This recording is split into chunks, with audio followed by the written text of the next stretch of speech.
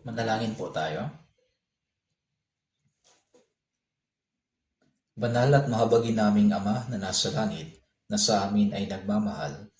Salamat po sa pagpahintulot sa amin ng mga tinubos ng inyong mahalagang dugo na magkatipon sa inyong harapan sa oras na ito upang papurihan ang inyong dakilang biyaya, matuto ng salita, at magkaroon ng fellowship kasama ang banal na kapulungan na lumalakad kasama ng Diyos. Naniniwala kami na kasama namin kayo sa oras na ito. Pagmasdan po ninyo ang bawat isa sa amin at hawakan kami ng inyong mahabaging mga kamay. Makatayo nawa kami naganap sa pamamagitan ng salita at ng Espiritu Santo at pagkalooban ng karunungan at kalakasan upang makapamuhay ng nararapat bilang inyong mga anak na hindi kahiya-hiya sa aming natitirang buhay. Idinadalangin po namin ang mga churches sa aming bansa at ang mga churches sa buong mundo at ang mga kapatid na nagpapanatili ng kanilang pananampalataya at nangangaral ng Ebanghelyo sa gitna ng mahihirap na sitwasyon. Gabayan niyo po sila sa pamamagitan ng inyong masaganang salita, biyaya at makapangyarihang mga kamay mula sa masama at baluktot na salinlahing ito. Naway maipahayag nila ng higit pang makapangyarihan ang Ebanghelyo upang may sakatuparan ang dakilang gawain ng kaligtasan para sa maraming kaluluwa. Kung mayroon man po sa amin na hindi patunay na nakakaunawa sa pag-ibig ng Diyos, buksan niyo po ang kanilang puso upang maunawaan nila ang dakila at kamanghamanghang biyaya at pag-ibig ng Diyos. Naway sumampalataya sila at tumanggap ng kaligtasan. At gabayan niyo po kaming lahat upang ang natitira naming buhay ay maipamuhay naming sama-sama para sa kalooban at kalawalatian ng Diyos. Panginoon na nagbibigay sa amin ng kailangan naming salita sa tamang panahon at nagtuturo sa amin ng daan na dapat naming lakaran. Ihayag niyo po sa amin ang inyong banal na kalooban at ang mga bagay na dapat naming gawin. Ito po ang aming dalangin sa pangalan ng Panginoong Jesucristo. Amen. Buksan po natin sa Biblia, mga awit 116, mga awit 116, verse 8 at 9.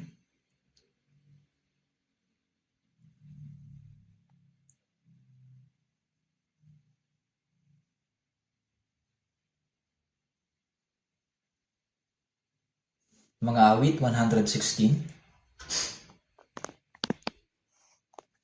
verse 8 at 9. Basahin po natin ng sabay-sabay. Basahin po natin ng sabay-sabay. Sapagkat iniligtas mo ang aking kaluluwa sa kamatayan, ang mga mata ko sa mga luha, ang mga paa ko sa pagkatisod. Ako'y lalakad sa harapan ng Panginoon sa lupain ng mga buhay. Basahin din po natin sa verse 12 hanggang 14. Verse 12 hanggang 14. Ano ang aking isusukli sa Panginoon sa lahat niyang kabutihan sa akin? Aking itataas ang saro ng kaligtasan at tatawag sa pangalan ng Panginoon. Tutuparin ko ang aking mga panata sa Panginoon sa harapan ng lahat ng kanyang bayan. Hanggang dito lang po.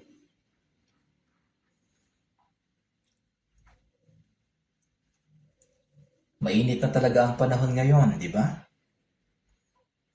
Sinasabi nila na kailangan ng init upang mahinog ng mabuti ang mga butil. Gayon din naman sa atin.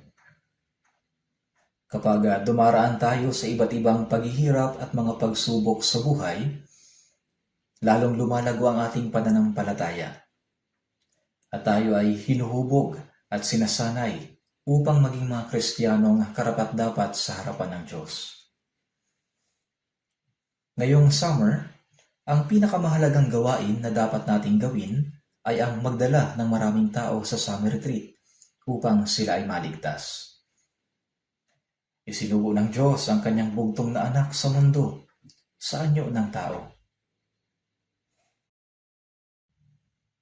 At ibinigay niya ang kanyang buhay doon sa krus upang tubusin ang kasalanan ng sangkatauhan.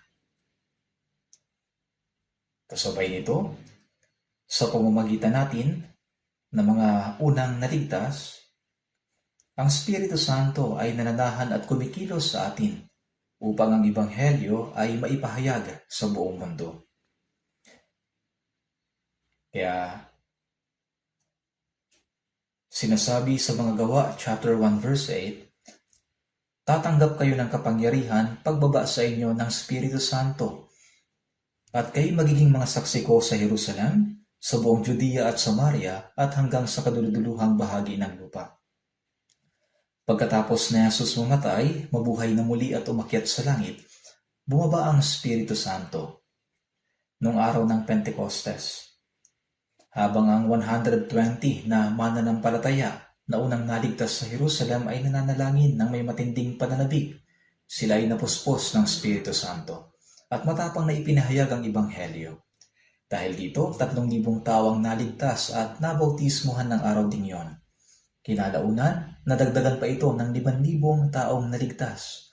Ang Ebanghelyo ay unang ipinangaral sa Jerusalem at kumalat sa buong Judea at Samaria, pagkatapos ay sa Roma, Europa at Amerika. Kinalaunan, nakarating din ito sa ating bansa. Gaya ng sinabi ng Panginoon na kayo magiging mga saksi ko hanggang sa kaduluduluhang bahagi ng lupa. Tayo kabilang sa mga bansa na nasa dulong silangan. Tuwing pumupunta ako sa Japan upang mangaral ng Ebanghelyo, lagi kong sinasabi na ang Japan na nasa pinakadulong silangan ay naabot na ng Ebanghelyo. Kaya sinasabi ko sa kanila na marami pang mga Hapones ang kailangang maligtas. Kung higit pang maipapangaral ang Ebanghelyo sa mga Hapones, matutupad ang salita ng Panginoon. Kayo magiging mga saksi ko hanggang sa kaduluduluhang bahagi ng lupa. Pagkatapos ito, alam nating babalik ang Panginoon ayon sa kanyang pangako. Kaya bagamat araw-araw nating ipinapangaral ang Ebanghelyo, ang summer retreat ay isang malaking gawain na dapat nating gawin. Ang lahat ng ating mga churches sa buong bansa ay dapat na magkaisa sa panalangin at sa pangangaral ng Ebanghelyo.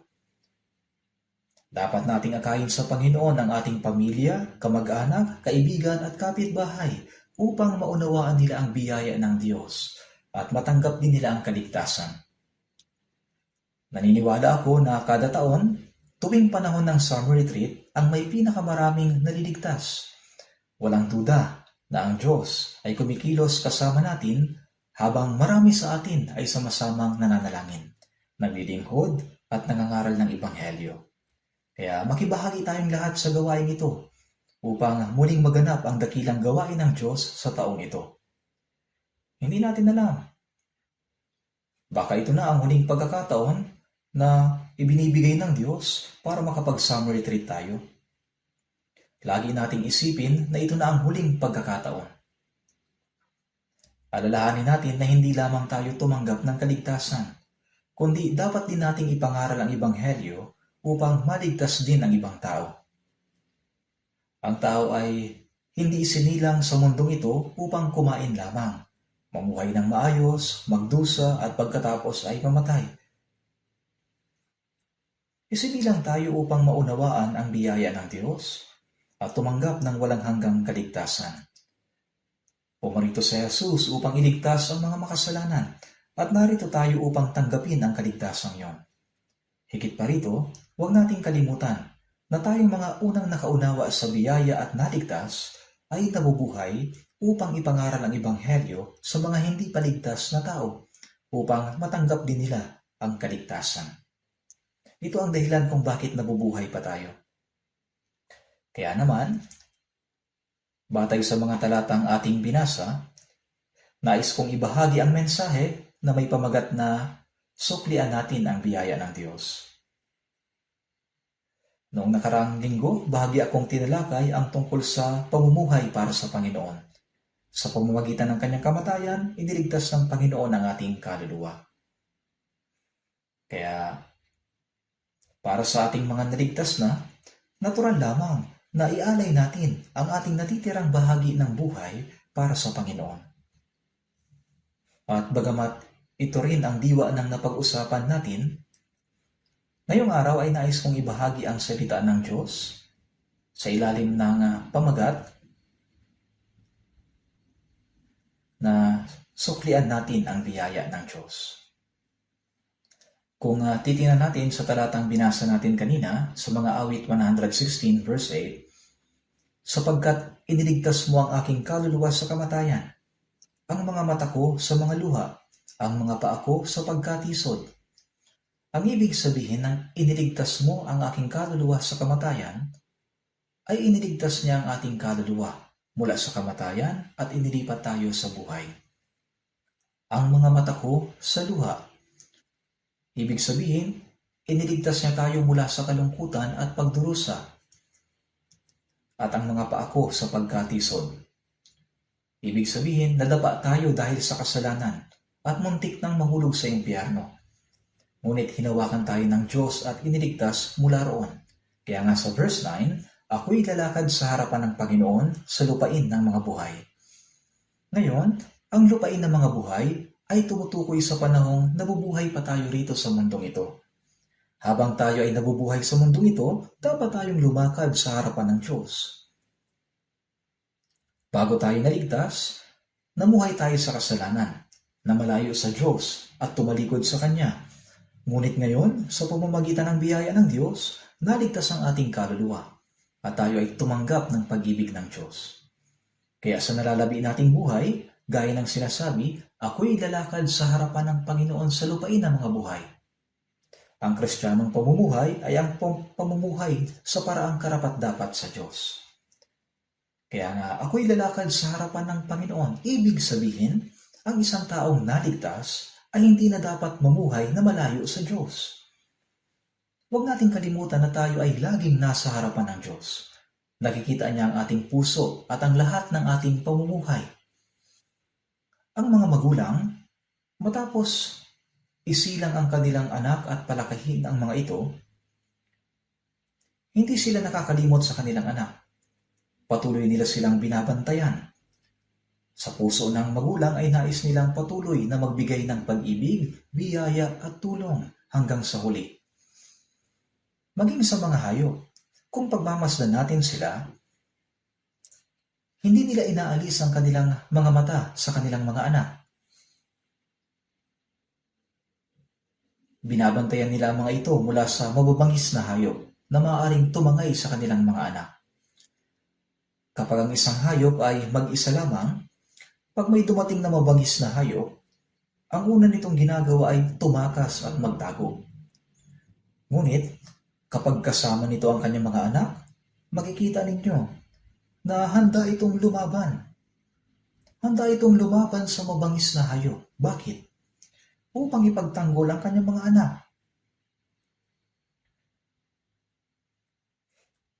Kahit mamatay pa ang inang hayop, gagawin niya ang lahat upang mabuhay ang kanyang mga anak. Kaya nga, dapat nating tandaan na tayo ay laging nasa harapan ng Diyos. Sa Mateo chapter 10 verse 30, sinabi ng Diyos, maging ang mga buhok ng inyong ulo ay bilang na lahat. Anong ibig sabihin nito? Na binibilang ng Diyos ang mga buhok sa ating ulo. Ang ibig sabihin nito, alam ng Diyos ang lahat ng tungkol sa atin, higit pa sa pagkakaalam natin sa sarili natin. Kung buhok nga sa ating ulo ay bilang niya, yung mga bagay pa kaya sa atin hindi niya alam? Sa Mateo chapter 10 verse 29, sinabi niya, hindi ba ipinagbibili ng isang kusing ang dalawang maya? Kahit na ang maya na walang halaga ay hindi nahuhulog sa lupa na hindi batid ng inyong ama. At sa verse 31, kayo ay higit na mahalaga kaysa maraming maya. Hindi ba niya lalo kayong bibihisan, kayong maliliit ang pananampalataya? Tiyak na tayo mga ligtas ay binabantayan ng Diyos. Hindi niya inaalis sa atin ang kanyang mga mata. Binabantayan at pinagmamasdan tayo ng Diyos kung tayo ba ay namumuhay ayon sa kanyang kalooban. Kaya ang buhay pananampalataya ay ang paglakad sa harapan ng Panginoon sa lupain ng mga buhay. Kasabay nito, ang buhay na sinusuklian ng biyaya ng Diyos. Ano ang aking isusukli sa Panginoon sa lahat niyang kabutihan sa akin? Ang isang taong naligtas ay nalalaman kung gaano kadakila at kamangha-mangha ang biyaya ng Diyos. Upang iligtas ang miserableng makasalanan na humiwalay sa Diyos, na namumuhay sa kasalanan at nakatagdang hatulan at itapon sa impyerno, isinugo ng Diyos si Jesus sa katawang tao. Si Jesus ay kapantay ng Diyos upang maging pantubos sa lahat ng kasalanan ng sangkatauhan at iligtas ang mga kaluluwa. Siya ay namatay sa krus bilang handog pangkasalanan. At pagkatapos na si Jesus ay mamatay at mabuhay na muli, nagpakita siya sa maraming tao upang sila'y maniwala na si Jesus ay ang Kristo, ang tagapagligtas. At pagkatapos magpakita sa maraming saksi, siya'y umakyat sa langit.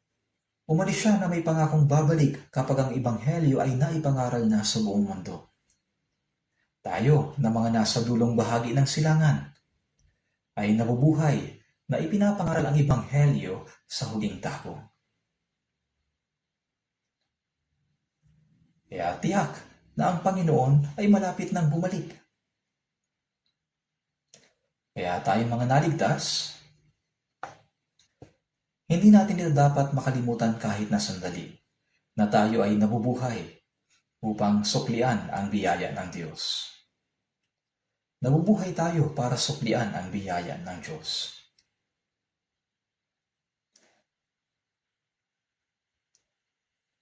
Isinilang tayo ng ating mga magulang, pinalaki, pinaaral at tinutulungan upang tayo mabuhay ng maayos. Sa pananaw ng tao, wala nang hihigit pa sa biyayang ibinigay sa atin ng ating mga magulang. Kaya nga sa 10 utos, ang 4 dito ay para sa Diyos at 6 naman ang para sa kapwa-tao. At isa sa mga ito, ang igalang mo ang iyong ama at ang iyong ina. Bakit kailangan nating igalang ang ating magulang? Dahil kanila tayong isinilang, pinalaki at tinulungan. May kasabihan, sa 10,000 kasalanan, ang pinakamabigat ay ang pagiging walang utang na loob o kawalan ng galang sa sariling magulang. Alam niyo ba ang kasabihang ito? Ang anak na hindi nakakaunawa sa kabutihan ng kanilang magulang at sumusuway sa kanila, sa paningin ng Diyos, siya'y lumalabag sa isang dakilang kautusan. Kaya ang isang taong hindi marunong tumanaw ng utang na loob sa kanyang magulang ay nakalimot sa mahalagang tungkulin ng isang tao. Isang taong walang utang na loob. May mga tao na hindi lamang winawalang galang ang kanilang mga magulang, kundi sinasaktan pa sila. Lalo na kapag hindi sila napagbibigyan o natutulungan ayon sa kanilang inaasahan. May mga taong kayang lumaban at pumatay sa kanilang mga magulang. Ang kabutihan ng ating mga magulang ay dakilang biyaya sa pananaw ng laman. Ngunit ang biyaya ng Diyos ay hindi rito maikukumpara. Kahit na gaano pa kamahal ng magulang ang kanyang anak, hindi nila kayang mailigtas ang kanilang kaluluwa. Subalit upang mailigtas ang ating kaluluwa, isinugo ng Diyos ang kanyang anak sa katawang tao at hinayaang mamatay doon sa krus bilang handog na pantubos. Ito ay dakila at kamanghamanghang biyaya. Ngayon, sa talatang nabasa natin, sa mga awit 116 verse 12, sinabi rito, sa lahat niyang kabutihan sa akin. Upang iligtas tayo, iniwan niya ang kanyang kaluwalhatian sa langit at pumarito sa mundo. Nagdusa siya ng mga kahirapan na nararanasan ng tao at tinukso rin siya mismo. Upang iligtas ang sangkatauhan, bagaman siya'y walang kasalanan, siya'y nagdanas ng kamatayan tulad sa isang miserableng makasalanan. Nagdusa ng kahihiyan at ng matinding paghihirap sa krus. Dumanak ang lahat ng kanyang dugo at namatay para sa layunin ng pagdidigtas ng kaluluwa. Kaya nga yabang tinubos niya ang ating mga kasalanan at iniligtas tayo. Masasabi natin, ano ang aking isusukli sa Panginoon sa lahat niyang kabutihan sa akin? Upang masuklian ang biyayang iyon, tayo ngayon ay nabubuhay sa mundong ito.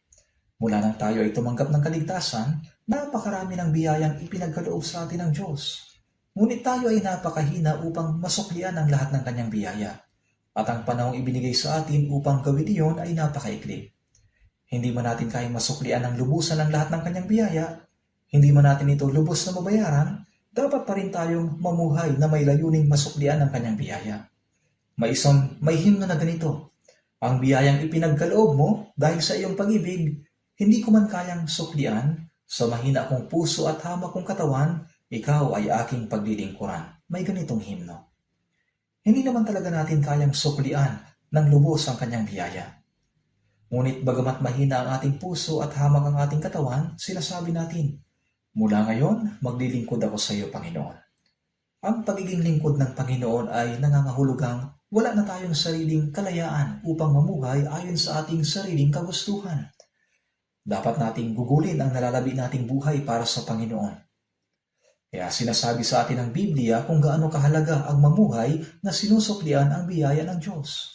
Tingnan natin sa mga awit 103 verse 2. Mga awit 103 verse 2. Mga awit 103 verse 2.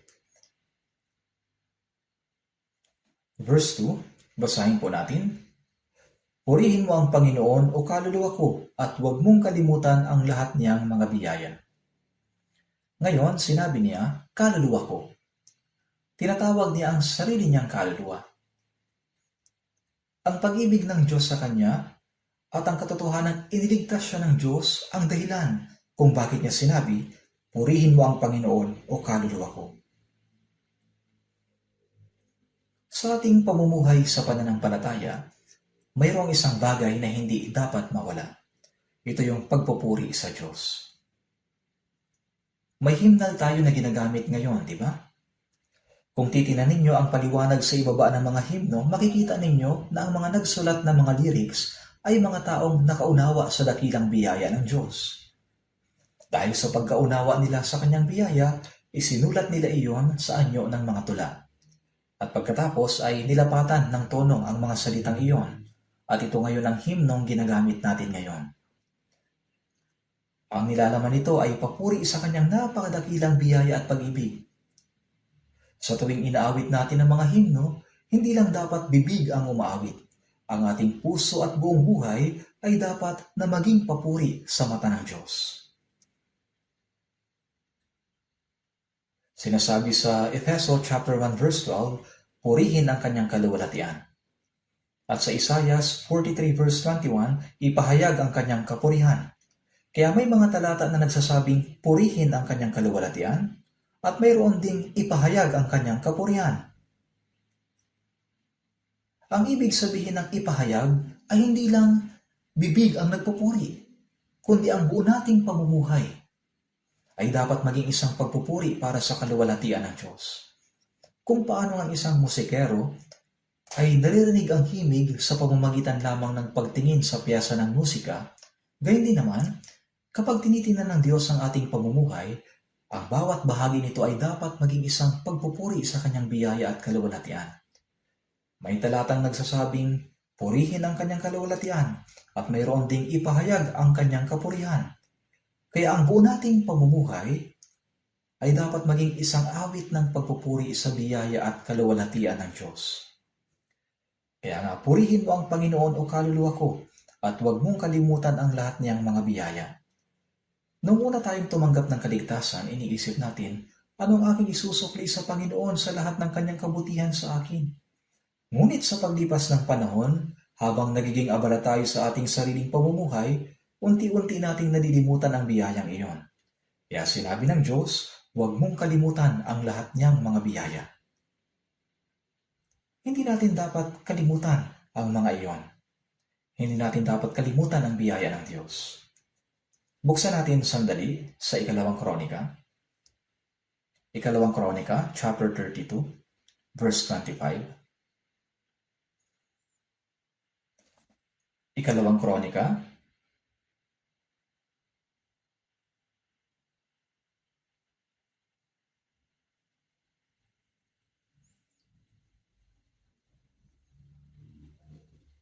chapter 32, verse 25. Ikalawang Kronika, chapter 32, verse 25.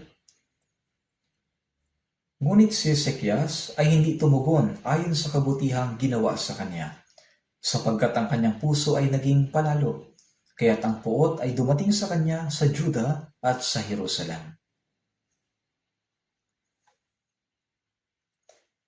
Makikita natin dito si Haring Hezekias na hari ng Israel.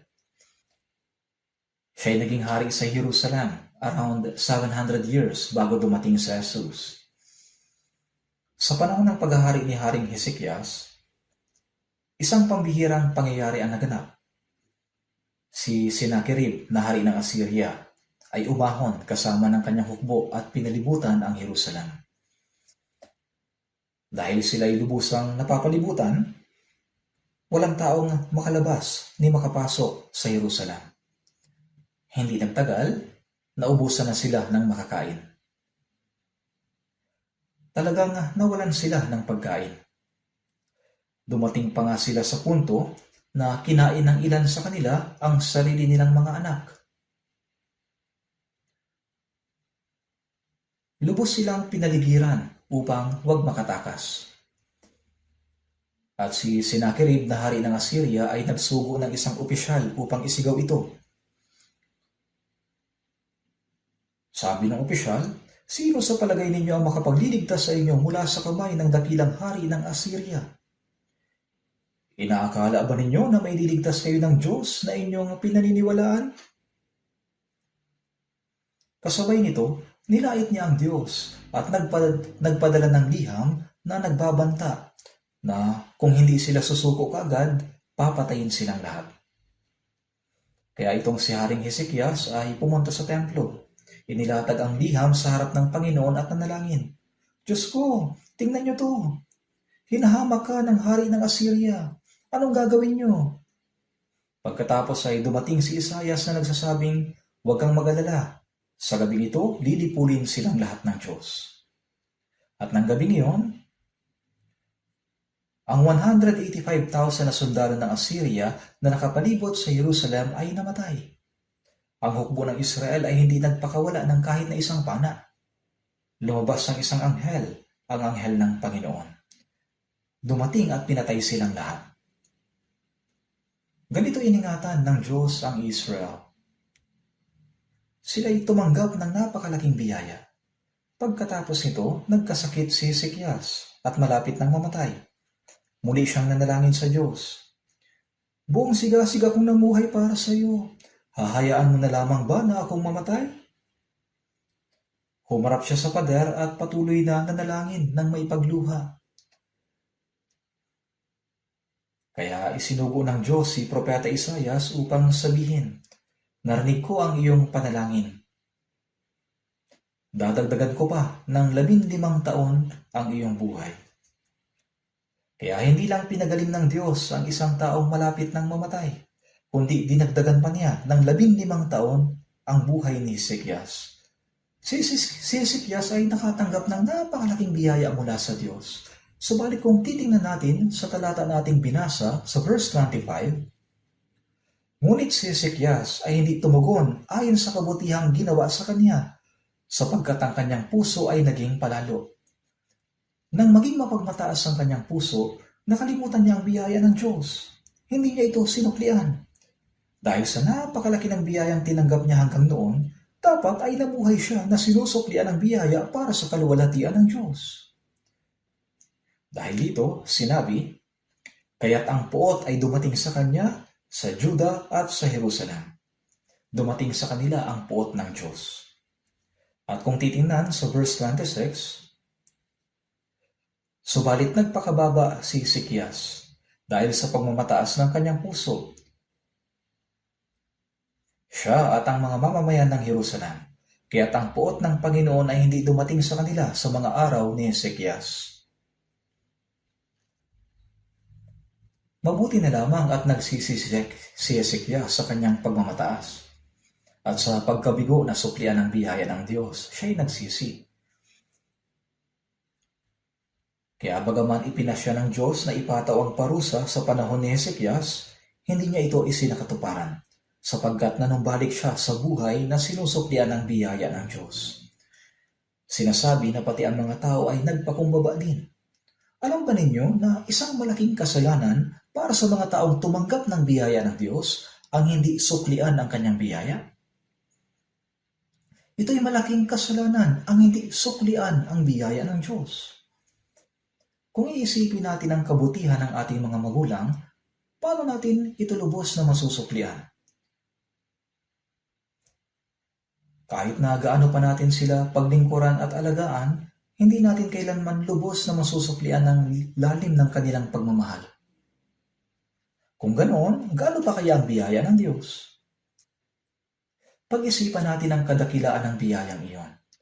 Upang iligtas ang isang makasalanang tulad ko, isinugo ng Diyos ang kanyang tanging anak sa anyo ng tao upang mamatay doon sa krus bilang pantubos.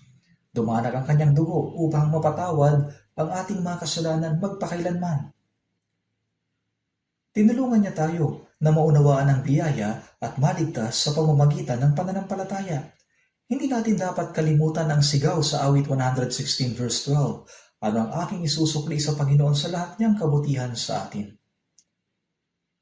Tayo mga nakaunawa sa biyaya ng Diyos at tumanggap ng kaligtasan sa pamamagitan ng pananampalataya ay nabubuhay ngayon upang suklian ang kanyang biyaya. Nang maligtas tayo, ang ating puso ay nag-uumapaw sa luha at pasasalamat. Salamat Panginoon, dahil namatay ka para sa makasalanan tulad ko. Ngunit pagkatapos lamang ng kaunting panahon, nakakalimutan na ba ninyo? Sa Apokalipsis chapter 2, makikita natin na ang iglesia ng Efeso ay tunay na huwarang iglesia. Masigasig sila sa kanilang buhay pananampalataya at nagsisikap silang mamuhay ayon sa kalooban ng Diyos. Ngunit sinabi sa iglesia sa Efeso, iniwan mo ang iyong unang pag-ibig. Nang maunawaan nilang biyaya ng Diyos at tumanggap sila ng kaligtasan, nagkaroon sila ng aalab na pag-ibig at pasasalamat sa Diyos.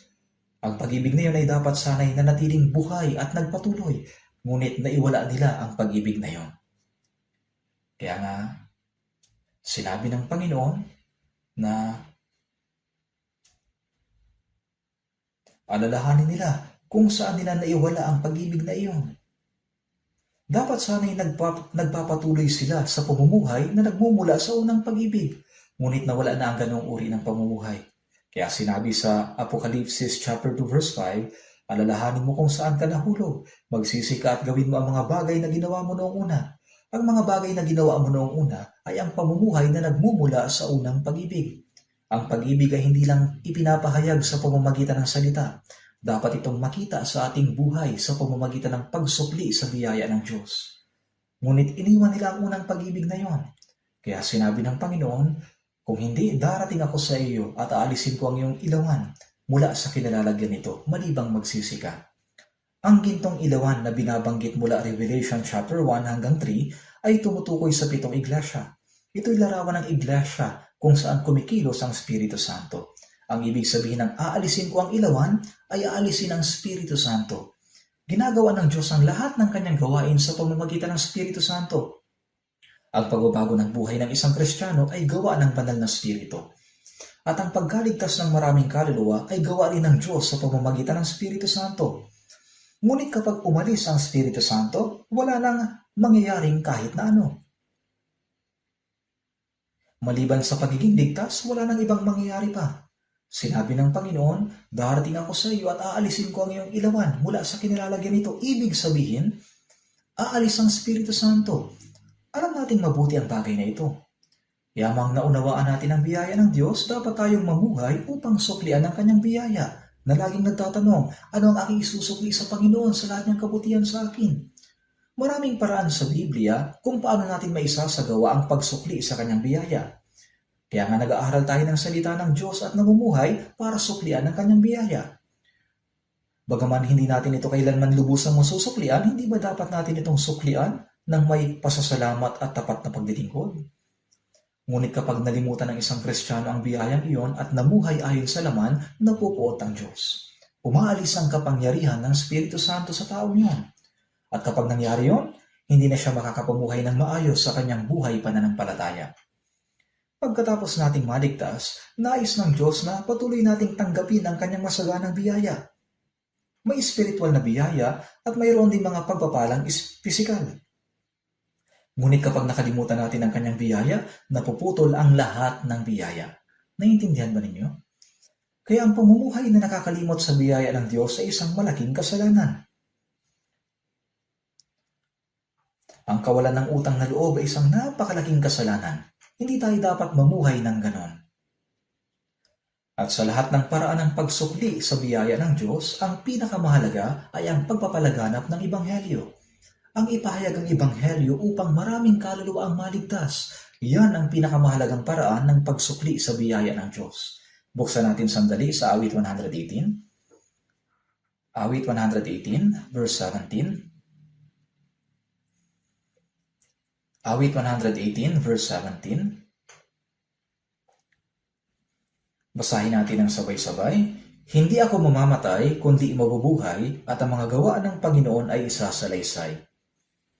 Hindi ako mamamatay, kundi mabubuhay. Pagkatapos maligtas, may mga taong nagsasabi, sana mamatay na kaagad ako. Kapag dumaranas sila ng kahirapan, sinasabi nila, gusto ko nang makapunta agad sa piling ng Panginoon. Maaaring magkaroon ng ganitong pag-iisip. Maging si Apostol Pablo ay ilang ulit na nagsabi ng ganoon. Napakarami niyang tiniis na paghihirap, kaya ilang beses din niyang hinangad na makapunta na sa piling ng Panginoon. Ngunit pagkatapos nating maligtas, kung dahil lamang sa kaunting kahirapan ay nanaisin na nating mapunta agad sa piling ng Panginoon, malaking pagkakamali ang ganoong pag-iisip. Dapat muna tayong mamuhay ng wasto upang suplian ang biyaya ng Diyos, hindi ba? Hindi pa nga natin na isasabuhay ang ating pananampalataya ng tama, gusto na kaagad nating humarap sa Panginoon. Kaya nga sinasabi sa Awit 118 verse 17, hindi ako mamamatay kundi mabubuhay. May dahilan kung bakit kailangan pa nating mabuhay. Marami pa tayong kailangan gawin, hindi ba? Kaya nga sinasabi ng Awit 118:17, hindi ako mamamatay kundi mabubuhay at ang mga gawa ng Panginoon ay isasalaysay. Anong mga gawa? Ang mga gawang ginawa ng Diyos. Ano ang mga ginawa ng Diyos? Nilikha niya ang langit at ang lupa. Nilikha niya ang lahat ng bagay at siyang namamahala sa buong sangnilikha. Ngunit higit pa ron, ang pinakadakilang gawa ng Diyos ay ito, ang pagsugo sa kanyang tanging anak sa mundo upang pasanin ang kasalanan ng sanlibutan. At siya'y namatay sa krus bilang handog pantubos sa kasalanan. Ibinuhos niya ang kanyang mahalagang dugo upang ating mga kasalanan ay mapatawad magpakailanman. Wala nang higit pang magagawa ang Diyos kaysa rito.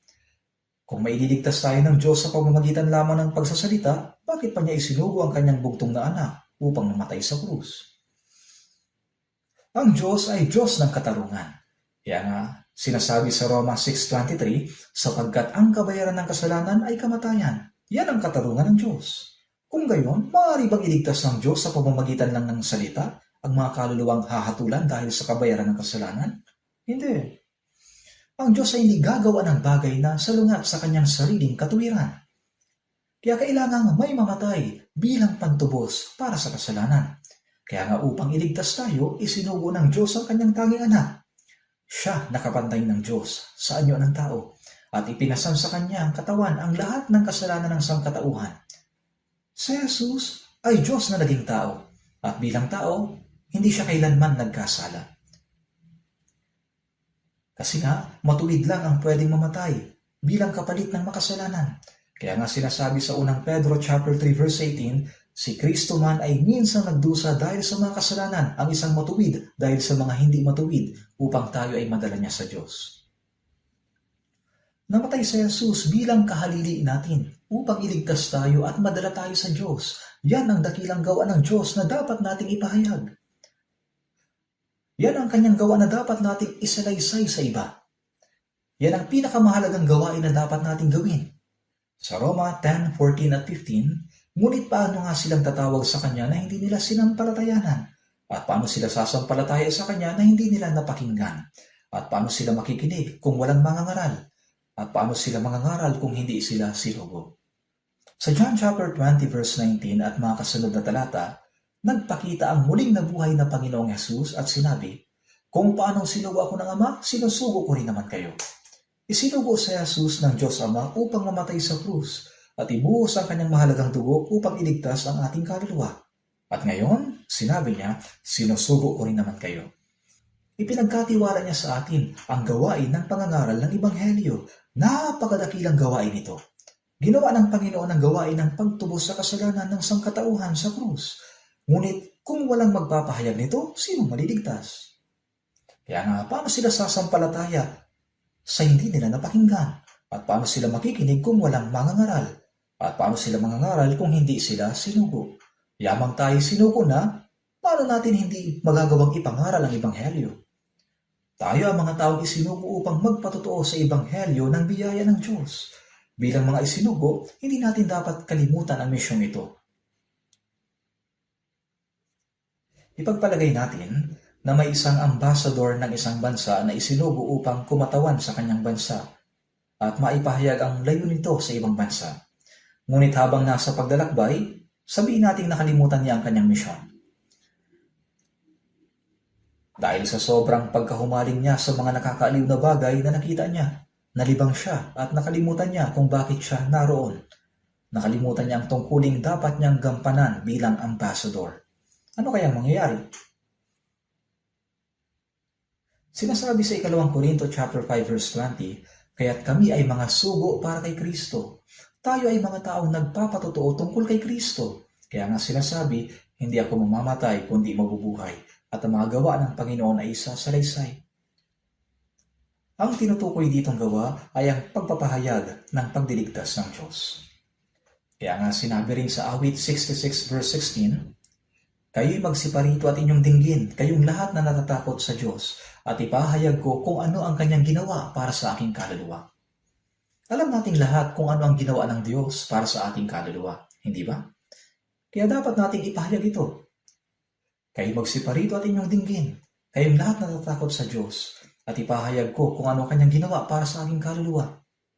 Ang pinakamahalagang paraan ng pagsukli sa biyaya ng Diyos ay ipahayag ang dakilang gawa ng Diyos, ang biyaya ng kaligtasan. Hindi ba't upang iligtas tayo mga makasalanan, isinakripisyo ng Diyos maging ang kanyang bugtong na anak hanggang sa kamatayan doon sa krus?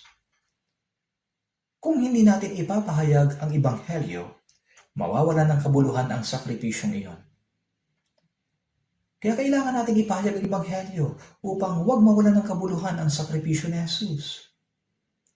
Kung ang isang magsasaka ay nagtanim ng binhi, ngunit nang hinugda ang mga pananim ay hindi mo inani at hinayaan mo na lamang na mabulok, masasayang lang ang lahat ng kanyang pinaghirapan. Kaya sa John chapter 4 verse 35 at 36, sinabi ni Jesus, ngunit sinasabi ko sa inyo, masdan ninyo ang inyong paligid at inyong tingnan ang mga bukid na mapuputi na upang anihin. Ang umaani ay tumatanggap ng upa. Ang umaani ay tumutukoy sa mga taong naligtas na nagsisilbing mag-aani ng mga kaluluwa. Sinabi pa, ang umaani ay tumatanggap ng upa at nagtitipon ng bunga para sa buhay na walang hanggan.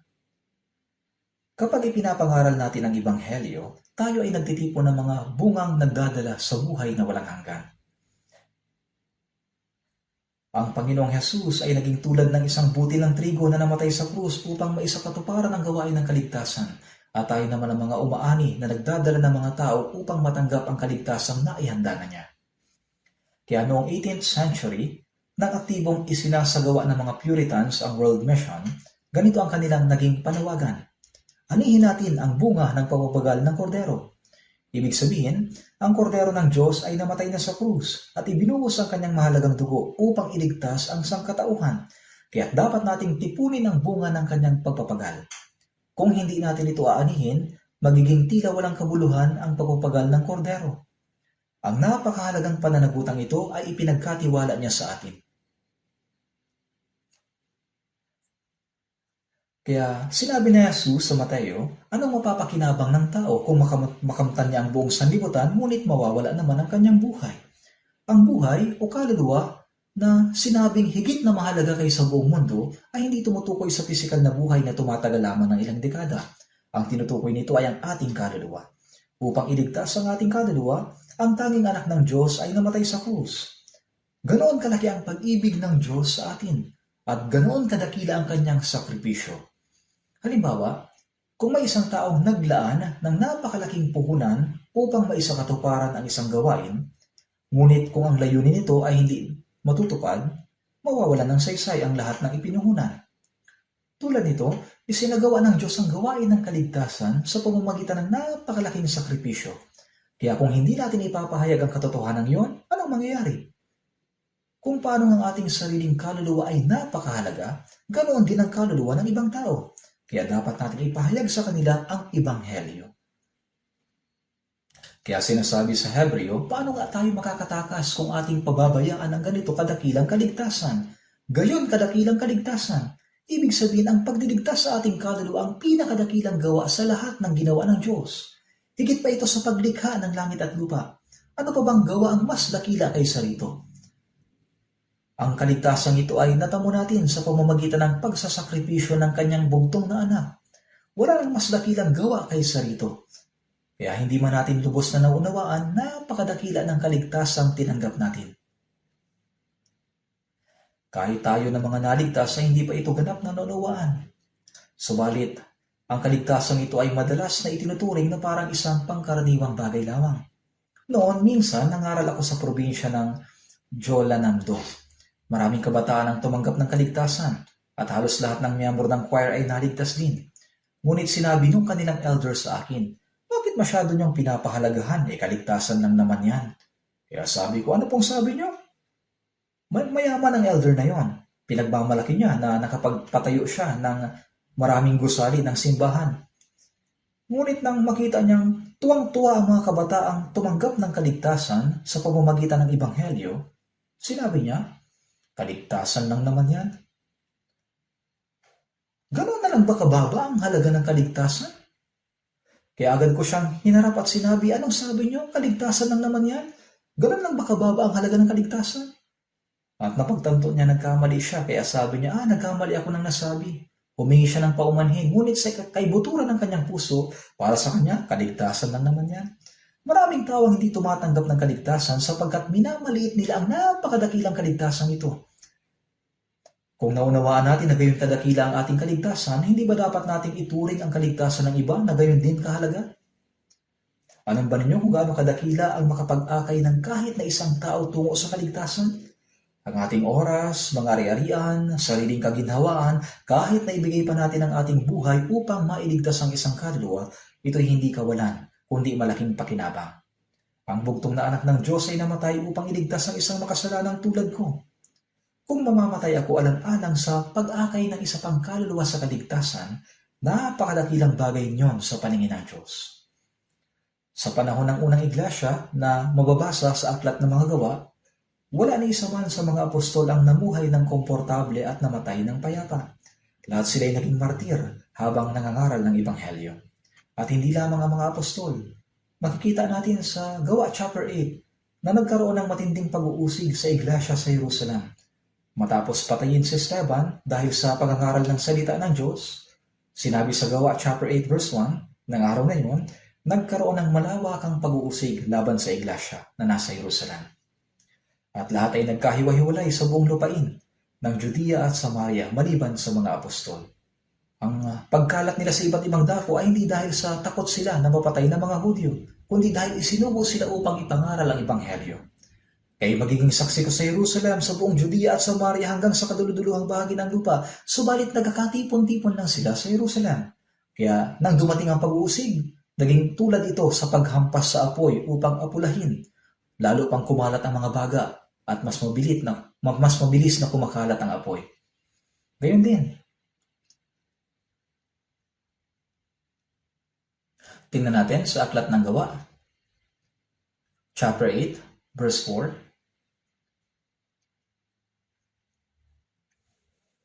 Gawa, chapter 8, verse 4. Ang mga nagkawatak-watak ay naglakbay na ipinapangaral ang salita. Ang mga nagkawatak-watak ay silang mga naikalat dahil sa matinding pag-uusig sa Jerusalem. Nang sila'y mangalat, nagtago ba sila dahil sa takot sa mga Hudyo? Hindi. Ang mga nangalat ay mga pangkaraniwang mananampalataya, hindi sila mga apostol. Habang naglalakbay sila sa iba't ibang dako, ipinangaral nila ang Ebanghelyo. Kaya hindi lamang ang mga apostol ang nangaral, lahat ng mga Kristiyano ay nagpahayag ng Ebanghelyo. Tulad nito, kailangan din nating ipangaral ang ganito kadakilang kaligtasan. Sinasabi sa Efeso chapter 5 verse 10 na inaalam kung ano ang kalugod-lugod sa Panginoon. Sa palagay ninyo, ano ba ang pinakakalugod-lugod sa Panginoon? Sinabi sa Lucas chapter 15, higit na kagalakan sa langit dahil sa isang makasalanang nagsisisi. Alam ba ninyo kung gaano kalaki ang kagalakan ng Diyos sa tuwing may isang taong naliligtas? Kung nais nating makapagbigay ng kagalakan sa Diyos, ano ang dapat nating gawin? Maraming bagay ang kalugod-lugod sa Diyos. Ngunit ang pinaka nakapagbibigay ng kasiyahan sa Kanya ay kapag nakapag-akay tayo ng makasalanan tungo sa kaligtasan. Ito ang pinaka nakapagbibigay ng kagalakan sa Diyos. Ang pinaka kalugod-lugod sa Kanya ay mag-akay tayo ng mga tao, ng mga makasalanan upang sila din ay maligtas. Kung babasahin natin ang Lucas chapter 15, mababasa natin ang talanhaga ng alibugang anak. Nang iwan niya ang kanyang ama, nauwi siya sa kapahamakan at halos mamatay na. Ngunit nang bumalik siya sa kanyang ama, napakalaki ng naging kagalakan ng kanyang ama. Sinabi ng kanyang ama, ang anak kong ito'y patay na at muling nabuhay. Siya'y nawala at natagpuan, at sila'y nagsimulang magdiwang. Nang bumalik ang alibughang anak, ganoon na lamang ang kagalakan ng kanyang ama. Ang ama sa talinhagang ito ay sumasagisag sa Diyos, at ang alibughang anak ay sumasagisag sa lahat ng makasalanan. Kapag ang isang makasalanan ay nagsisi, ganoon kalaki ang kagalakan ng Diyos. At upang magkaroon ng kagalakan, ang ama at alibughang anak kailangang mamatay ang isang walang salang huya bilang handog. Ito ay larawan ng sakripisyo ni Kristo. Upang iligtas tayong mga makasalanan, namatay ang bugtong na anak ng Diyos na tulad ng isang korderong handog. At kapag pinaniwalaan natin ang katotohanan yon, tayo'y naliligtas. Kaya ano ang bagay na pinakakalugod-lugod sa Diyos? Sinabi ni Apostol Pablo sa 2 Korinto chapter 5 verse 9, kaya't maging nasa tahanan o malayo sa tahanan, ang aming mithiin ay ang bigyan siya ng kasiyahan. Ang bagay na nakapagbibigay saya sa Diyos ay ang pangangaral ng Ebanghelyo upang ang isang makasalanan ay maligtas. Ito ang pinakadakilang gawain. Hindi ba ito ang gawain na dapat nating gawin? Kaya ngayon, sa susunod na buwan ay magsisimula na ang ating summer retreat. Kaunti na lamang ang natitirang panahon bago ito magsimula. Hanggang sa July 8 ay magkakaroon tayo ng 7 magkakasunod na summer retreat. Kaya ngayon pa lamang ay kailangan na nating manalangin at magplano. Hindi sapat ang dumalo lang ng walang plano o paghahanda. Siyempre nagpapasalamat tayo kahit sa simpleng pagdalo, ngunit kailangan ding maghanda. Nakikita natin ito tuwing may retreat na sa matinding init, ang mga sisters ay nakatayo sa tabi ng kalsada.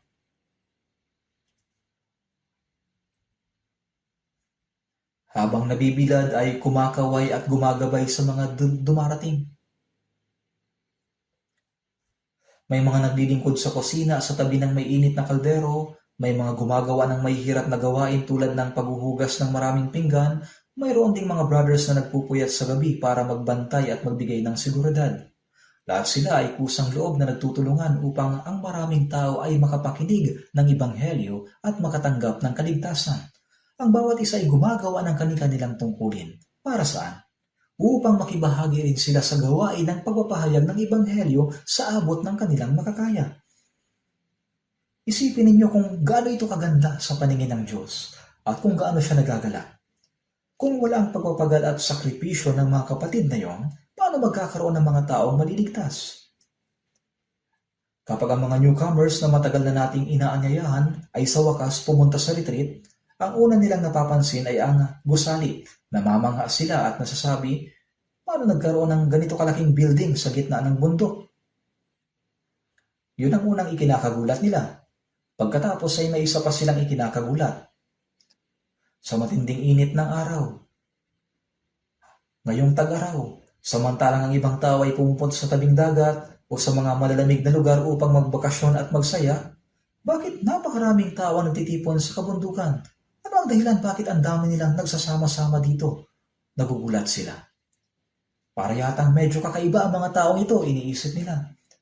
Ang mga patak ng pawis ay dumadaloy sa kanilang mukha, pero ang mga labi nila ay malalaki ang ngiti. Kakaiba, pero hindi naman sila mukhang baliw. Pagkatapos, kapag nakinig na sila sa pangangaral ng salita ng Diyos, lalo silang namamangha.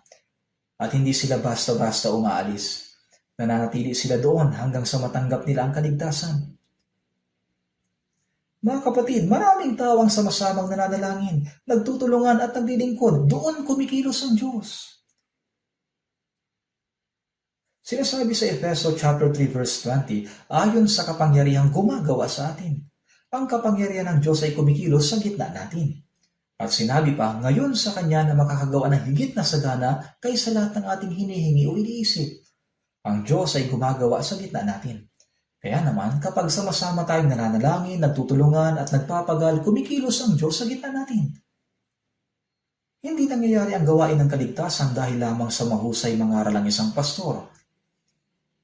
Hindi ito magiging posible kung wala ang panalangin, pagpapagal at pagtutulungan ng maraming brothers and sisters. At sa gitna ng pagkakaisang yon, ang Diyos ay kumikilos. Kaya tayong mga naligtas, hindi pwedeng hindi makibahagi sa gawain na ito. Ang dapat nating isipin, may bahagi ako na dapat gampanan. May magagawa ako para sa gawain ng Ebanghelyo. May mga nagsasabi, kahit hindi ako gumawa, marami namang ibang gagawa. Oo, meron. Pero ganyan din ba ang isasagot mo pagharap mo sa Panginoon?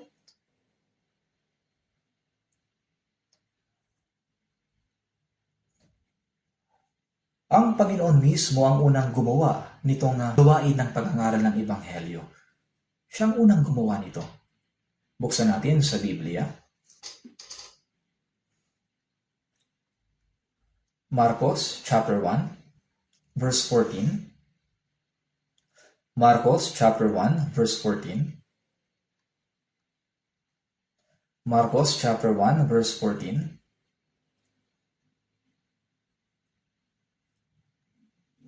Verse 14 at 15. Babasahin ko po.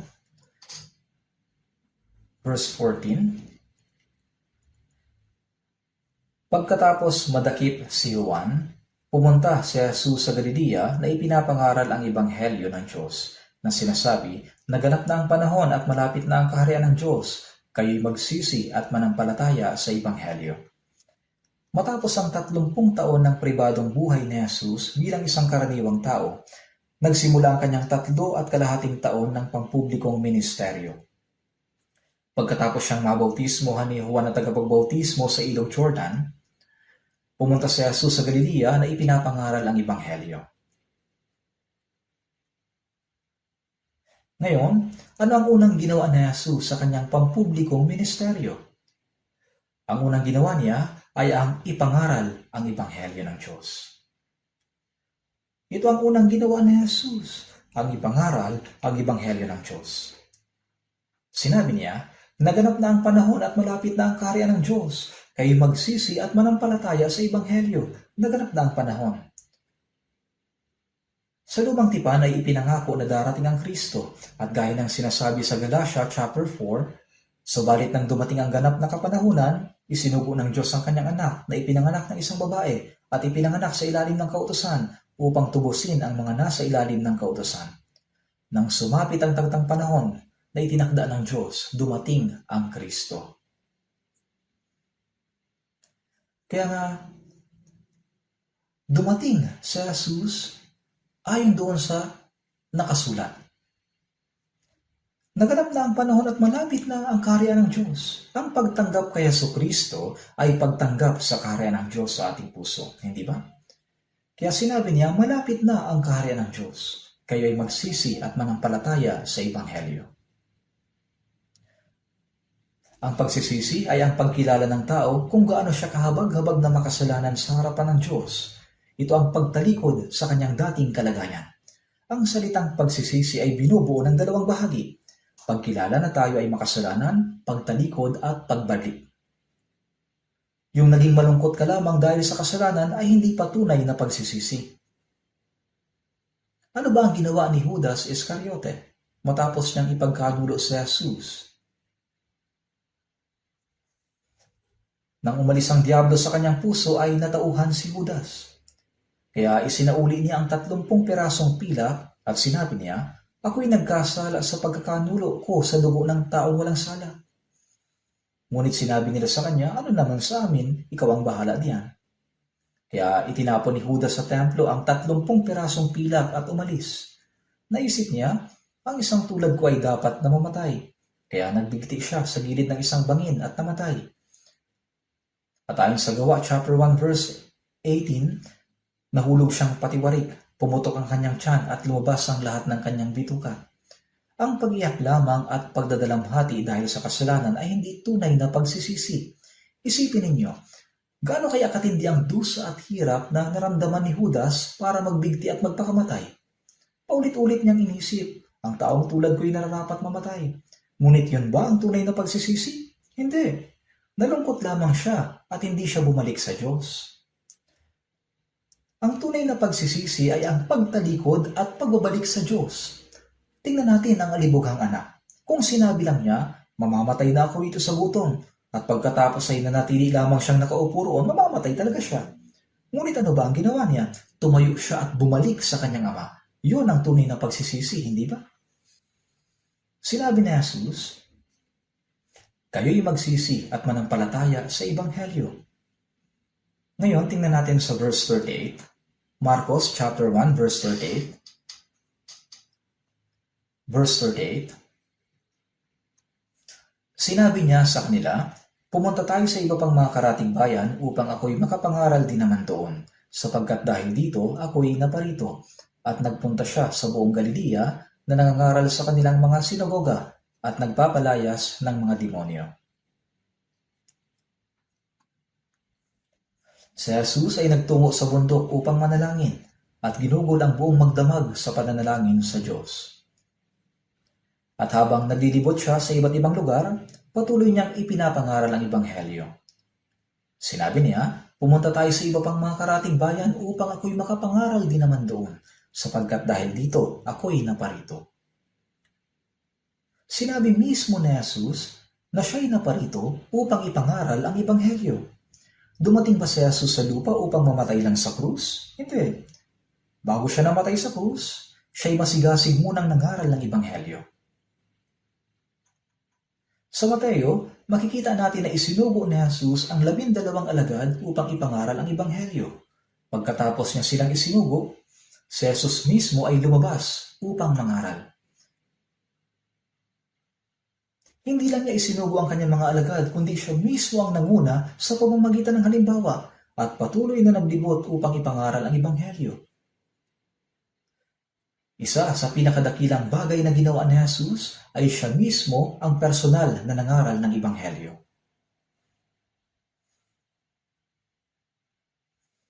Buksan po natin sa ikalawang Timoteo, chapter 4.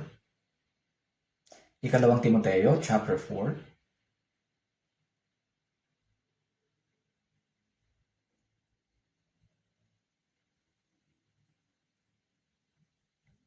Ikalawang Timoteo, chapter 4, verse 1 at 2. Verse 1 at 2. Sa harapan ng Diyos at ni Kristo Jesus na siyang hahatol sa mga buhay at sa mga patay, at sa pamamagitan ng kanyang pagpapakita at sa kanyang kaharian ay inaatasan kita. Ipangaral mo ang salita, magsikap ka sa kapanahunan at sa di kapanahunan, magtuwid ka, manaway ka, mangaral ka na may buong pagtitiyaga at pagtuturo. Itong aklat na ikalawang Timoteo ay ipinadala ni Pablo kay Timoteo bilang isang mensaheng maituturing na kanyang huling bilin. Sinabi niya, "Sa harapan ng Diyos at ni Kristo Jesus na siyang hahatol sa mga buhay at sa mga patay at sa pamamagitan ng kanyang pagpapakita at sa kanyang kaharian ay inaatasan kita." Inaatasan kita. Mayroon bang utos sa mundong ito na mas seryoso pa kaysa rito? Sa harapan ng Diyos at ni Kristo Jesus na siyang hahatol sa mga buhay at sa mga patay at sa pamamagitan ng kanyang pagpapakita at sa kanyang kaharian. Anong utos kaya ang napakahigpit at napakaseryoso? Ipangaral mo ang salita, magsikap ka sa kapanahunan at sa di kapanahunan. Ang ibig sabihin ng sa kapanahunan at sa di kapanahunan ay maging maganda man ang pagkakataon para mangaral o mahirap man ang kalagayan. Maging pabor man o hindi pabor ang sitwasyon, ipangaral mo ang salita ng Diyos. Bago namatay si Apostol Pablo, ibinigay niya ang napakahigpit na huling utos na ito kay Timoteo. Ngunit ang salitang ito ay ibinigay din sa atin. Sa harapan ng Diyos at ni Kristo Jesus na siyang hahatol sa mga buhay at sa mga patay at sa pamamagitan ng kanyang pagpapakita at sa kanyang kaharian, ipangaral mo ang salita. Ngayon, wala ba tayong pananagutan? Pagkatapos maligtas, ayos lang ba na mamuhay tayo ng pabaya hanggang sa tawagin na tayo ng Diyos? Hindi. Napakarami pa nating gawain na dapat gawin. Alam ba ninyo kung gaano karaming tao ang namamatay sa mundong ito nang hindi man lamang nagkaroon ng pagkakataong marinig ng malinaw ang Ebanghelyo, yung Ebanghelyo makapagliligtas sa kanila?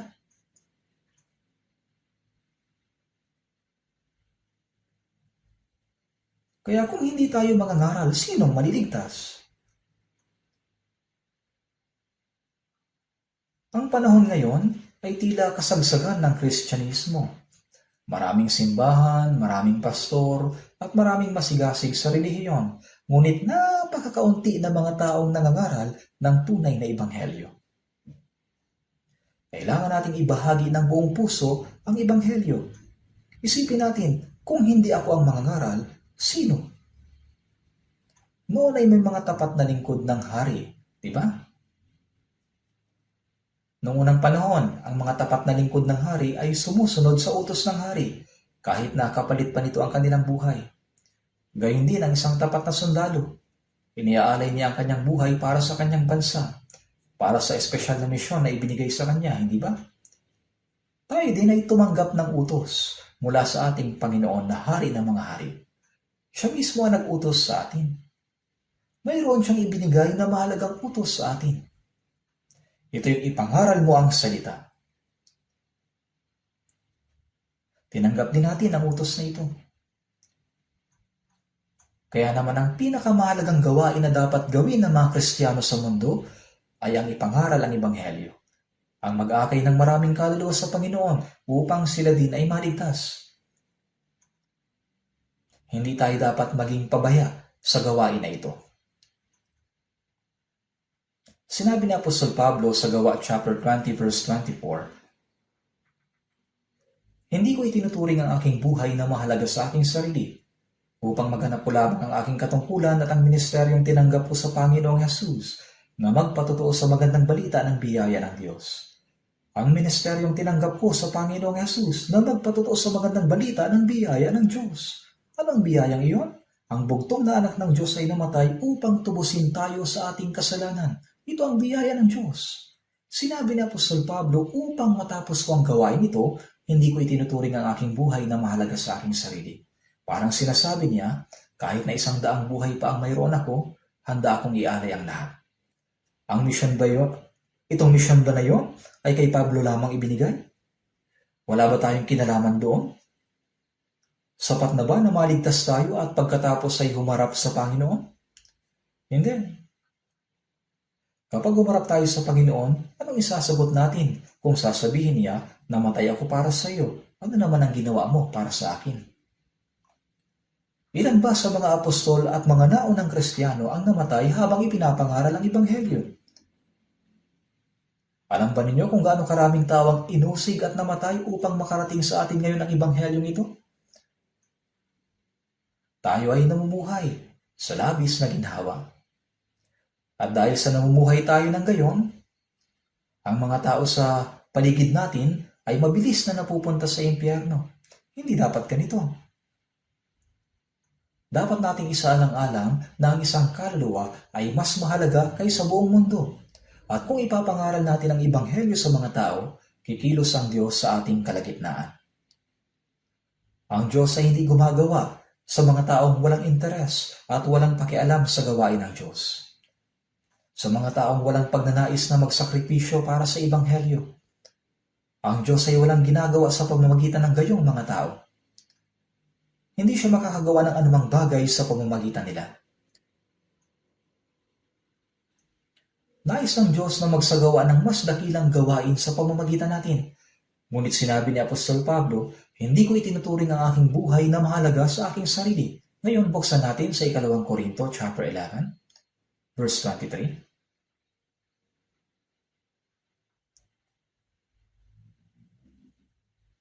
2 Korinto chapter 11,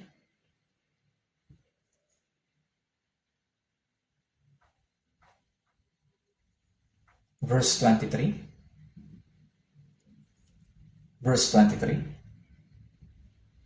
2 Korinto chapter 11, verse 23. Sila ba'y mga ministro ni Kristo? Ako'y nagsasalita na parang isang baliw. Lalo pa ako na mas maraming pagpapagal, mas maraming pagkabilanggo, nang di mabilang na bugbog at malimit na mabingit sa kamatayan. Sa mga Hudyo ay 5 ulit akong tumanggap ng 40 hagupit, kulang ng isa. 3 ulit na ako'y hinampas ng mga pamalo, minsan ako'y pinagbabato. 3 ulit na ako'y nawasakan ng barko. 1 araw at 1 gabi nga ako'y nasa laot.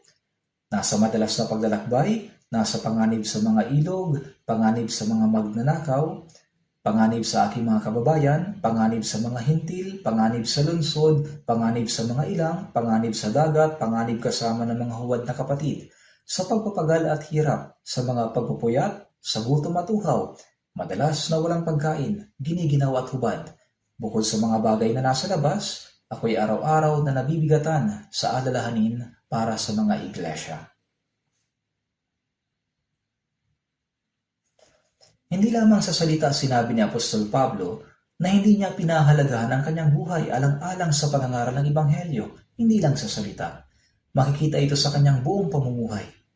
Sinabi niya, maraming pagkabilanggo, malimit na mabingit sa kamatayan. 5 beses nakatanggap ng 40 hagupit, kulang ng isa. 3 beses hinampas ng pamalo. Ang paghampas gamit ang pamalo ay napakabigat na parusa.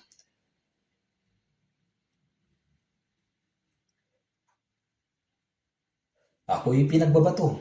Siya'y itinapon nila sa pag-aakalang siya'y patay na, ngunit siya'y nakaligtas at nagpatuloy sa pangangaral ng Ebanghelyo. Nakaranas siya ng maraming panganib, at sa pagpapagal at hirap, sa mga pagpupuyat, sa gutom at uhaw, madalas na walang pagkain, giniginaw at hubad. Gaano karaming pagdurusa ang tiniis ni Apostol Pablo? Sa gitna ng gayong mga kahirapan, ang Ebanghelyo ay naipangaral. Ngunit tayo ay namumuhay na maginhawa. Sasabihin ba natin na ayaw nating magsumika para sa gawain ng pangangaral ng Ebanghelyo? Kung tayo ay tutulong sa anumang paraan, kahit na gaano pa kaliit yan, maraming kaluluwa na papunta sa impyerno ang pwedeng maligtas. Hindi tayo dapat maging maramot sa gawain ng pangangaral ng Ebanghelyo. Ito ang tanging layunin kung bakit buhay pa tayo sa mundong ito. Ito ang pinakadakilang utos na ipinag-utos ng Panginoon. Sa Marcos chapter 16 verse 15, ang huling sinabi ni Jesus bago siya umakyat sa langit ay, humayo kayo sa buong sanlibutan at ipangaral ang Ebanghelyo sa lahat ng nilikha. Ang sumasampalataya at mabautismo ay maliligtas, ngunit ang hindi sumasampalataya ay parurusahan. Ito ang kanyang huling utos bago siya umalis. Humayo kayo sa buong sanlibutan at inyong ipangaral ang Ebanghelyo sa lahat ng nilikha. Kapag ipinangaral ang Ebanghelyo at sumampalataya rito ang mga tao, sila'y maliligtas. Sapagkat ito ang kapangyarihan ng Diyos para sa kaligtasan ng bawat sumasampalataya.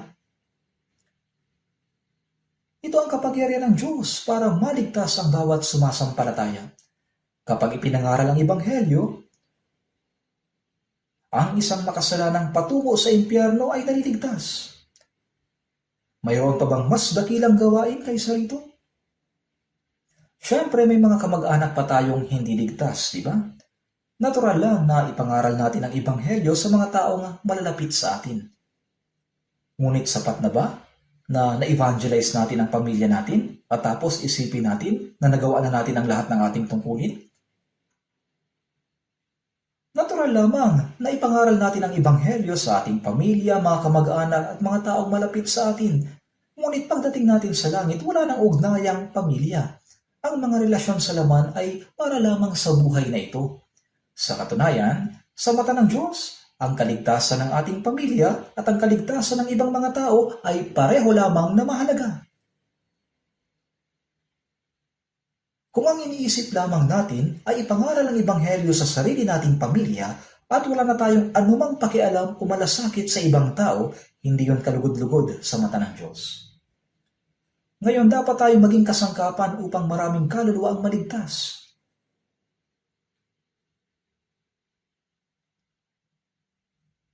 Kaya sa Roma chapter 16 verse 3-4, sinabi ni Apostol Pablo, "Batiin ninyo si Priscilla at si Aquila na aking mga kamanggagawa kay Kristo Jesus na ipinain ang kanilang leeg para sa aking buhay." Sina Priscilla at Aquila ay mga Hudyong naligtas. Nang si Pablo ay nangaral ng Ebanghelyo sa Korinto, naglingkod silang kasama niya. Magkakasama silang nagtatrabaho sa paggawa ng mga tolda. Si Priscilla ay babae. Si Aquila, kahit sa pangalan pa lang, matapang na ang tunog, kaya panlalaki, hindi ba? At ang Priscilla ay malambot na tunog, pambabae. Ngunit bakit kaya unang binanggit ang pangalan ni Priscilla? Mahusay si Aquila, ngunit mas namumukod-tangi si Priscilla. Kaya sinabi ni Pablo, sila'y aking mga kamanggagawa. Tungkol kina Priscilla at Aquila, sinabi rin niya, ipinain nila ang kanilang leeg para sa akin. Ngunit inialay ba nila ang kanilang buhay para lamang sa tao na si Pablo? Hindi. Inialay nila ang kanilang buhay alang-alang sa Ebanghelyo na ipinapangaral ni Pablo. Kaya saan man mapunta si Pablo, palagi silang sumasama sa kanya at tumutulong sa pangangaral ng Ebanghelyo. Talagang kahanga-hanga sila. At sa Filipos chapter 4 verse 3, mababasa natin na may mga kapatid na babae sa iglesia sa Filipos. Sinabi ni Pablo, sila'y nagpagal na kasama ko sa Ebanghelyo. Sinabi niyang mga babaeng ito, sila'y mga kapatid na babae sa pananampalataya.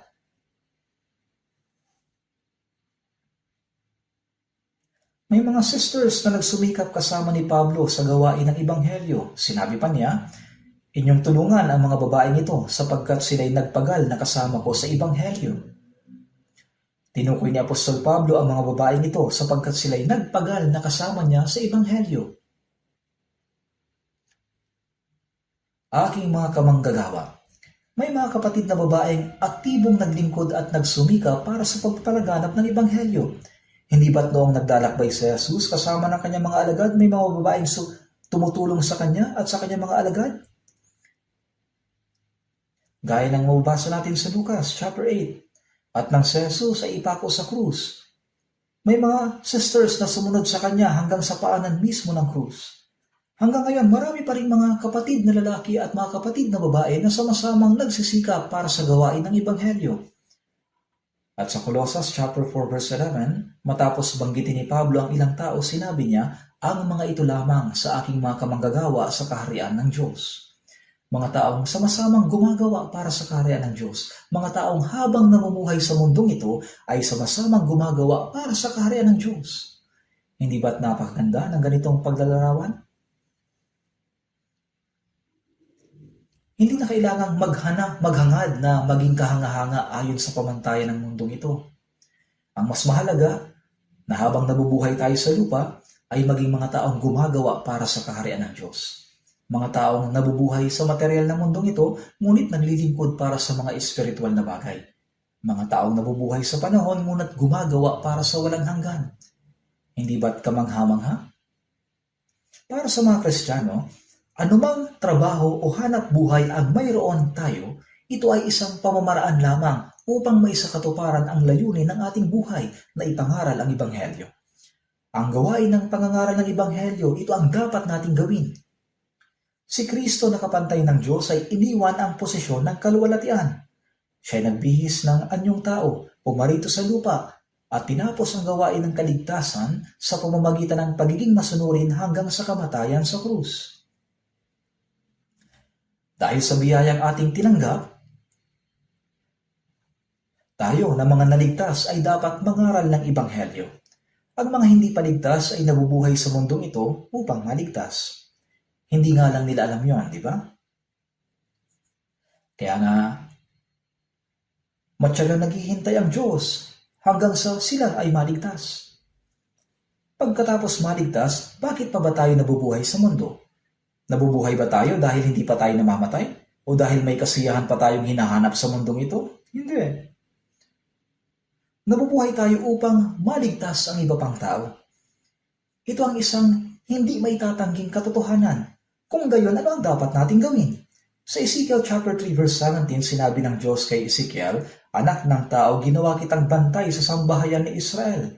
Tuwing makakarinig ka ng salita mula sa aking bibig, bigyan mo sila ng babala mula sa akin.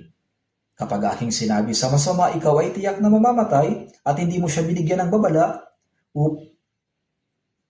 upang iligtas ang kanyang buhay, ang gayong masamang tao ay mamamatay sa kanyang kasamaan, ngunit ang kanyang dugo ay aking sisingilin sa iyong kamay. Gayunman, kung iyong balaan ng masama at siya hindi tumalikod sa kanyang kasamaan, siya ay mamamatay sa kanyang kasamaan, ngunit iniligtas mo ang iyong buhay." Kung hindi natin ipapangaral ang Ebanghelyo, may pananagutan tayo. Ang hindi pangangaral ng Ebanghelyo ay may kaakibat na pananagutan. Naunawaan ba ninyo? Sinabi ni Apostol Pablo sa unang Korinto chapter 9 verse 16, "Sapagkat kung ipinangangaral ko ang Ebanghelyo, kahabag-habag ako kung hindi ko ipangaral ang Ebanghelyo."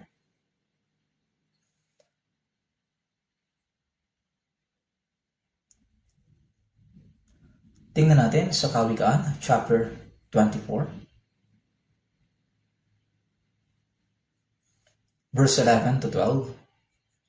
Kawikaan chapter 24, verse 11 to 12.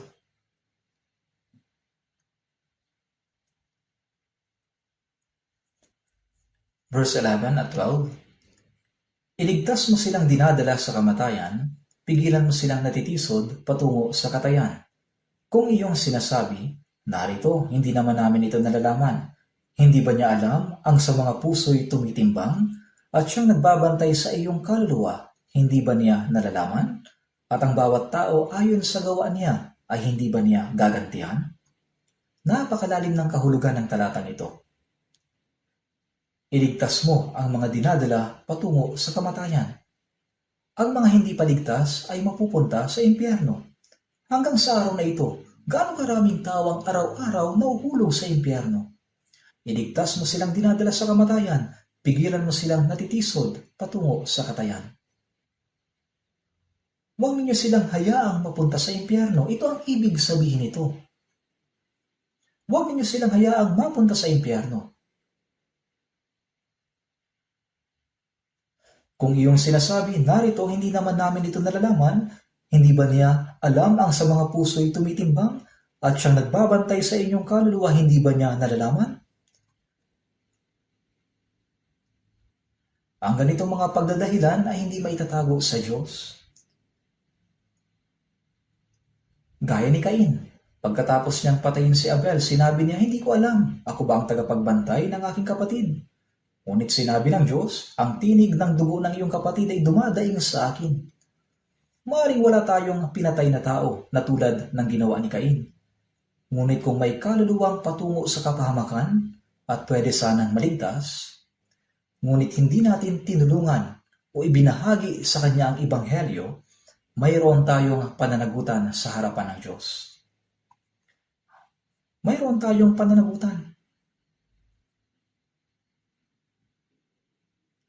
Ipagpalagay natin may isang taong nalulunod. Kung tinulungan ko lamang siya kahit kaunti, maaari sana siyang mabuhay.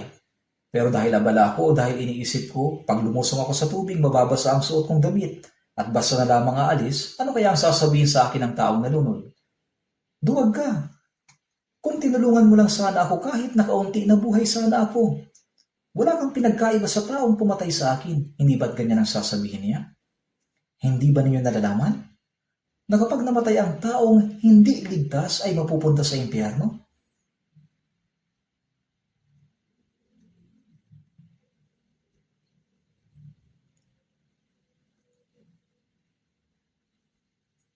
Ang layunin kung bakit nabubuhay pa ang mga Kristiyano sa mundong ito ay ang pangangaral ng Ebanghelyo.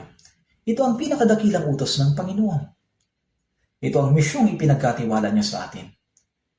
Kaya masasabi ba nating hindi ito mahalaga? Ang pangangaral ba ng Ebanghelyo ay para lamang sa mga pastor at ministro? Lahat ng Kristiyano ay mangangaral. Ang mga pastor at mga ministro ay mga taong nakatalaga sa pangangaral ng Ebanghelyo.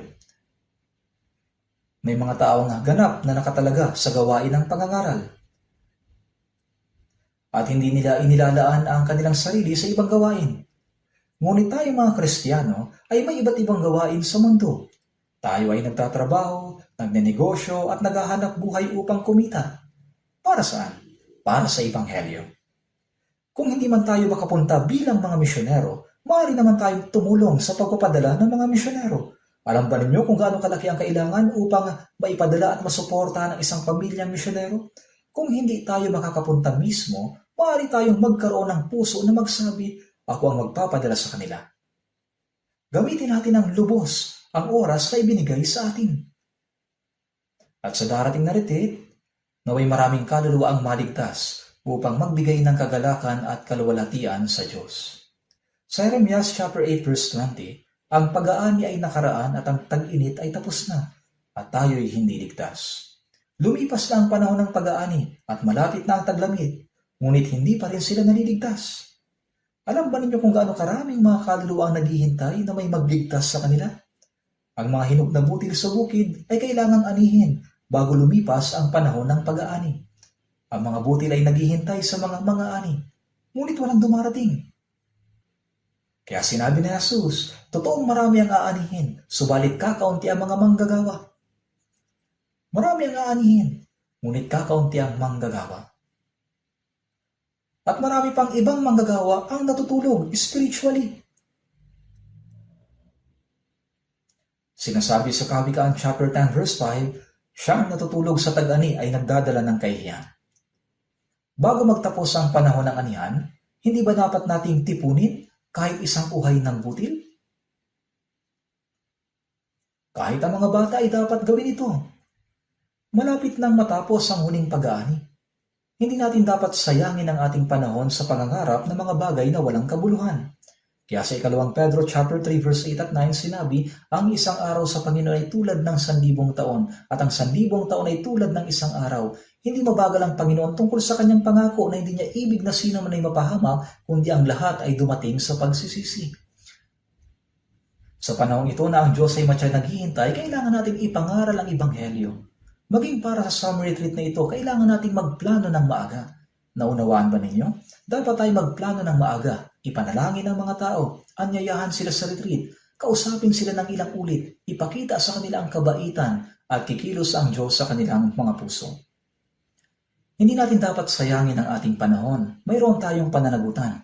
Tayong mga unang naligtas ay may mabigat na responsibilidad na ipangaral ang Ebanghelyo sa mga hindi paligtas. Upang marinig din nila ang Ebanghelyo at sila rin ay maligtas. Kaya naman, para sa darating na retreat, hinihiling ko na magplano tayo ng maaga, manalangin at maghanda upang maraming kaluluwa ang maligtas at maisakatuparan ang dakilang gawain ng Diyos. Hinihiling ko rin ang inyong pakikiisa para sa layuning ito.